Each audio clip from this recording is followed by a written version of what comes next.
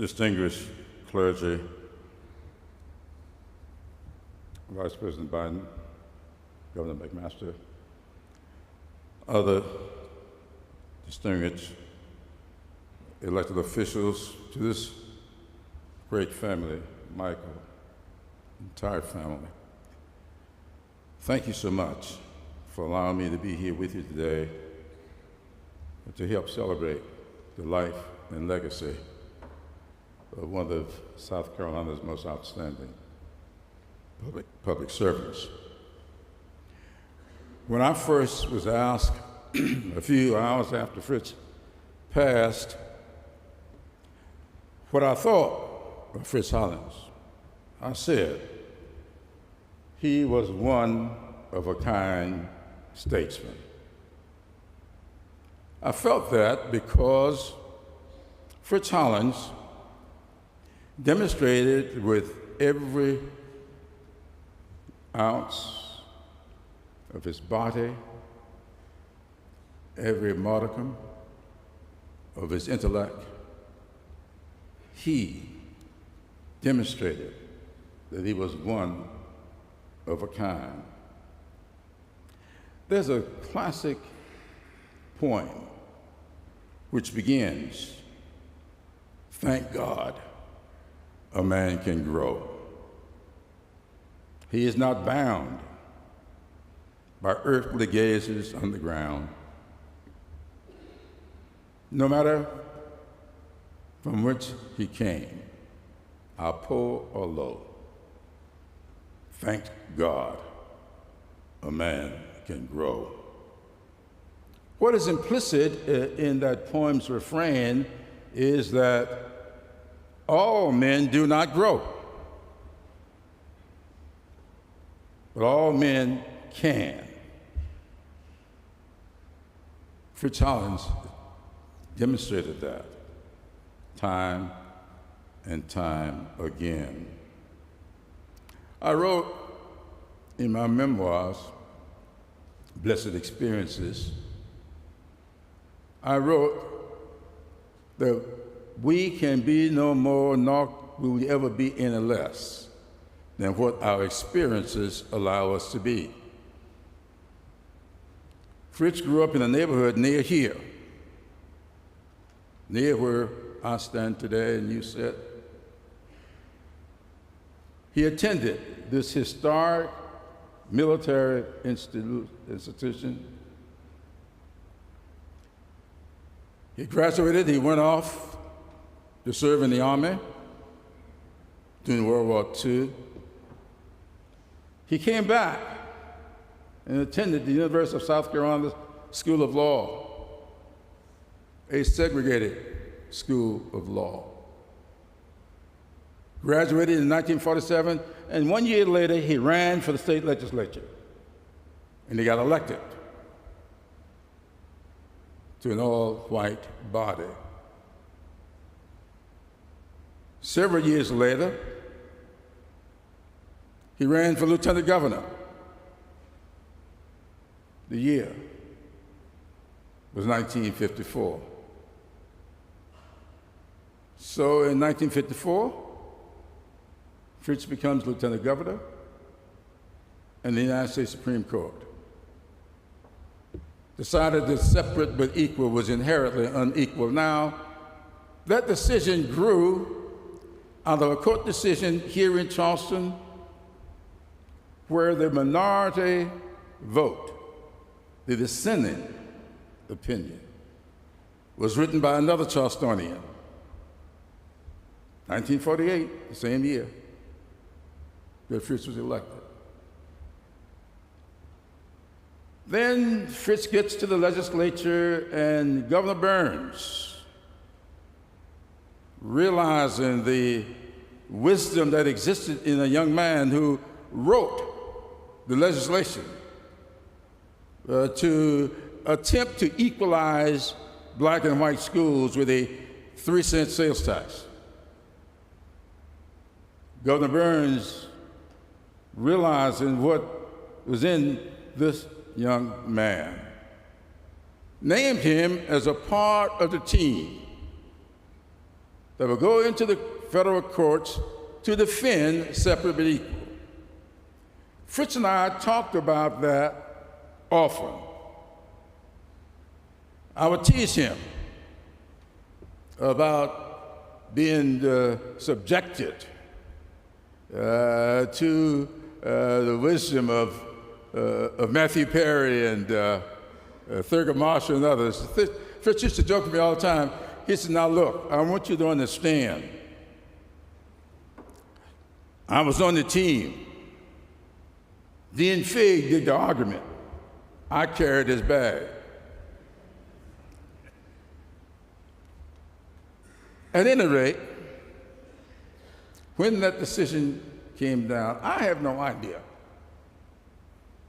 when Fritz began to change. I read that Bishop James on yesterday talked about Fritz the person. They knew each other very personally. And Bishop James said he had something in him.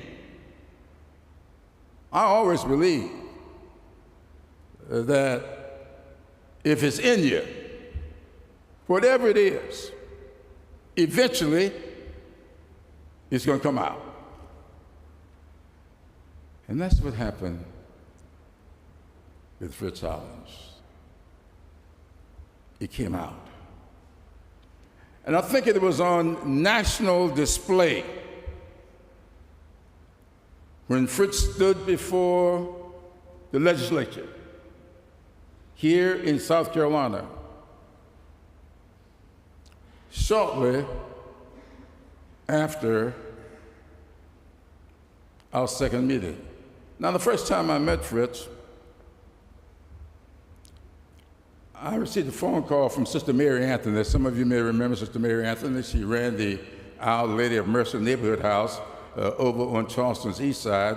And she called me back in 1969, and she said to me, I want you to come and walk with me and Senator Hollings. I'm going to show him some things here on Charleston east side that he wants to get to know about a little bit better. We took him on what was the first leg of Hollings's poverty tours. It was January 1969. Now, that was our really second meeting, because when Fritz was serving as governor, he got elected my second year at South Carolina State. And some of you may remember what was going on the campus of South Carolina State back in the 1950s and most especially in 1960. I was helping to organize sit-ins. And we were challenging a status quo that Fritz, because of his experiences, felt obliged to protect. And this, our first meeting, he invited us protesters to Columbia, to his office, to sit down and talk with him about what was on our minds. And we did. He opened up to us, we opened up to him, and we felt good about that meeting, because what was in it came out in that meeting. But then we got to the door, about to leave, and Fritz stopped us. He says, now, when you all walk outside of this door, there's going to be a throng of news people. They will all ask you what I said. Don't say anything to them that I'm going to need to deny. He gave me my first lesson and plausible deniability. I was so moved by that. Until this day, I have never shared with anyone what we talked about in that meeting. But I knew that we had just heard and felt what was in it. It all came out just before he left the governorship. He was challenged by another Charlestonian, Harvey Gantt, who sued to enter Clemson. There was resistance all over the country. But thank God, a man can grow. And when Fritz stood before the legislature, he said to them, 1962, "We have run out of courts, and we are a nation of laws, not men. We are going to do this, and we're going to do it with dignity and civility." Harvey Gantt peacefully integrated Clemson. Why? Because a man can grow. Not all men will, but Fritz Hollings did. And when we finished that poverty tour that day, and Sister Anthony and I sat down with him, I knew that something would come of it. And of course, all of us remember he's writing the book, The Case Against Hunger. I think he visited 15 counties around that time. A lot of people are a little bit upset about that because, you know, we value our history, we value our tourism. And there were people who actually felt that calling attention to this issue would be ruinous to the state. Fritz was trying to prevent ruining lives. So he took the risk. In his book, The Case Against Hunger, he laid the foundation for what became the Women, Infants, and Children program. He laid the foundation for a significant expansion in the food stamp program. Fritz Hollings became a champion of community health centers. And we experienced a significant national expansion. It is when I began to emulate Fritz Hollings. Now, I've often been called a black edition of Fritz Hollings. I sometimes wonder how to accept that. Because knowing Fritz, as many of you did, Fritz's sarcasm could be pretty biting. And of course, not all that welcome by some. His wit and wisdom was of such, you would always hope that when the comparison was being made, it would be on the wit and wisdom side. But Fritz, to me, was something else. I've studied his governorship,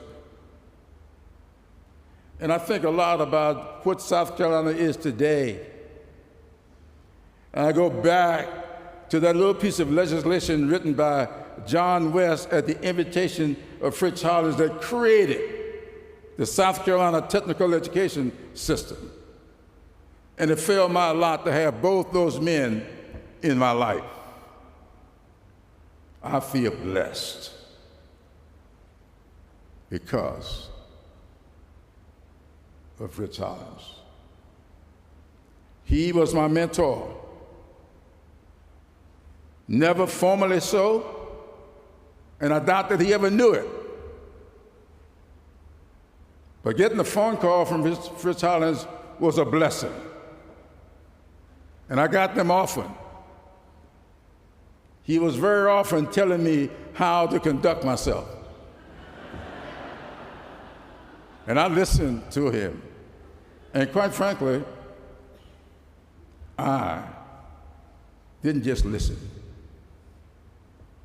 I acted on his suggestions. So many things that I have been able to do never would have happened without his wise counsel. Now, the ultimate in Fritz's growth took place several years ago when he called me, and it was not unusual for me to get a call. So when I got the call from Fritz, I just thought it was another incident for me to clean up my act or do something. But this time it was different. This call was different. Fritz said to me, I want you to sponsor a piece of legislation to take my name off this courthouse. And I asked him, why should I do that? And he said to me, because it would be much more appropriate for the name of J. Waiters Waring to be on that courthouse. Now, knowing South Carolina's history as I do, I knew that it was J. Waiters Waring who wrote that dissenting opinion disagreeing with separate but equal. I knew that it was J. Waiters Waring that ruled to equalize black and white teachers' pay. I knew that it was J. Waiters Waring who issued the decision in 1948, the year that Fritz was elected, that the Democratic primary must be opened up to black voters. I knew all of this about J. Waiters Waring. And now I'm saying to myself, now Fritz is asking me to take his name off the courthouse and put J. Waiters Waring's name on it. I hung up. I called him back later. And for 45 minutes, he lectured me on South Carolina's history as if I didn't know any of it.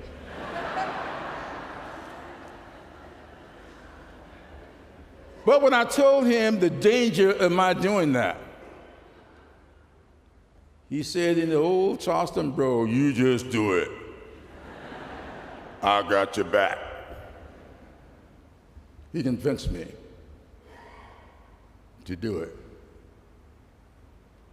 And so we put up the legislation. It passed the House. It passed the Senate. It's my great honor to come down in the sanctuary of St. Michael's because the weather conditions, we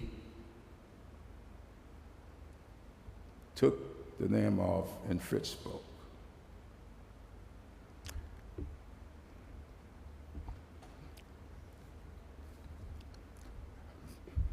I was driven to near tears on that day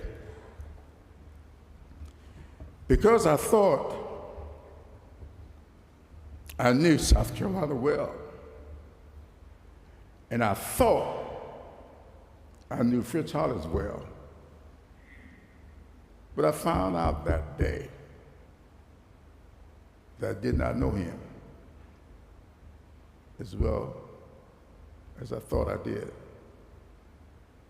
There was much more to him than I had ever experienced. And I can only say today, thank God, a man can grow. Fritz grew, and I grew along with him.